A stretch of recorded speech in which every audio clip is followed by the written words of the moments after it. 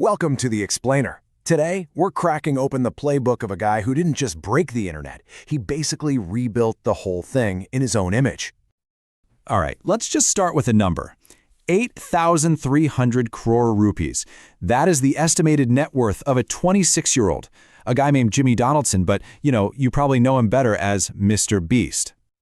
So, a number that big, it just makes you ask, right? How on earth does a YouTuber, a kid from a small town with basically just an old computer, build a multi-billion-dollar empire from his basement? Well, that's exactly what we're going to figure out today by decoding his playbook.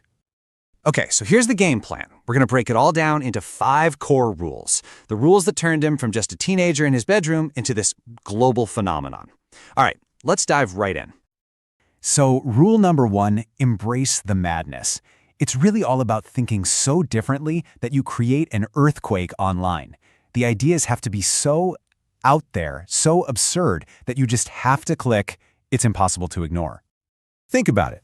While everyone else was doing gaming videos and daily vlogs, the typical stuff, what was he doing? He was counting to 100,000, or reading the entire dictionary, or burying himself alive for 50 hours. That counting video, it took him 40 straight hours, and that was his first real viral hit. It was completely insane, and it absolutely worked. And this really gets to the heart of his philosophy. He's basically said, if the idea has fire, the views and likes will reign. And you know what? That was his belief right from the start, even when he had literally 0 views. He just knew a wild idea would find its people, and boy, was he right. Okay, so you've got these crazy viral ideas. You start making some money, but the crucial part isn't just making the money. It's what he did with it. And that leads us to the second rule, the real engine of his exponential growth. This is just fanatical. He set a simple rule for himself: reinvest pretty much everything. We're talking 95% of every single rupee he made from ads, from sponsors. All of it went straight back into making the next video even bigger, even crazier. And here's how it started. He got his first big sponsor check, $10,000. What'd he do? He went out, gave it all to a homeless man, and filmed it. Of course, the video went viral. The sponsor loved it, sent him an even bigger check, and the cycle began. He just kept leveling up from there. And this formula, this strategy of reinvesting, it fuels everything. His company, Beast Industries, is on track to spend $250 million on content just this year. It's so extreme that he's apparently so lean financially, he had to borrow money from his mom for his wedding. It all goes back into the content. All right, so as the videos get bigger and bigger, it unlocks his third rule. And this one, well, it's probably his most controversial, but you could also argue it's his most effective. You know that old saying, do good and cast it in the river? Well, MrBeast's method is more like do good, shoot it, and turn it into content. He just completely flipped the traditional idea of quiet charity on its head.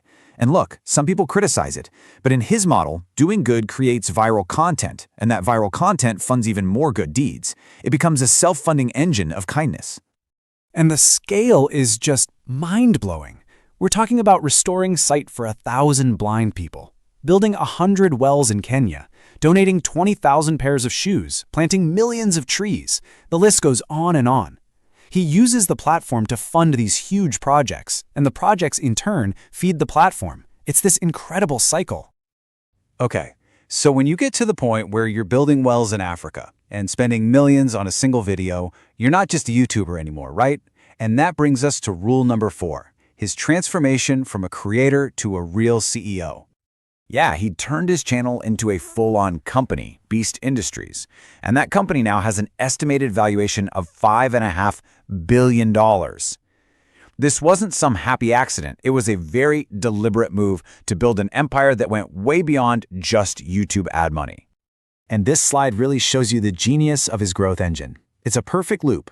Step 1, create insane viral YouTube content. Step 2, use that massive audience to launch global brands, like his snack company, Feastables. Step 3, take the profits from those brands and pour them back into making even bigger, crazier content. Then you just repeat and scale. It's brilliant. And is it working? You bet it is. His snack brand, Feastables, is projected to rake in $250 million in sales this year alone. He actually claims the snacks are selling faster than his videos get views. That's wild. And get this, there's even talk of an IPO by 2028. All right, this brings us to the final piece of the puzzle, rule number 5. And this one is all about dominating every single screen. It's not enough to just be big on YouTube. You have to be absolutely everywhere. And what you're looking at here isn't just random posting. It's a carefully built media empire. Each platform has a specific job. YouTube is the main hub, of course, but TikTok, that's the traffic driver, pulling in over 100 million followers. Instagram is all about brand value, with huge celebrity collabs. And then you got Amazon Prime, which gives him that mainstream reach. Even Spotify for a deeper connection. They all work together. So what happens is, a single behind-the-scenes clip on one platform causes a ripple effect.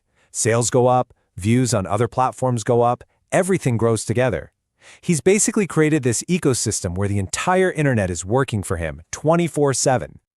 So, when you put it all together, these 5 rules, embracing the madness, reinvesting every single rupee, filming your good deeds, building way beyond YouTube, and dominating every screen, well, this is the result. The numbers are just staggering. Look, what MrBeast has built here is so much more than a YouTube channel. It's a blueprint. It's a potential roadmap for the future of media. So the real question isn't just about him anymore. It's about what comes next. Is this the new playbook for everyone, for the entire industry? Something to think about.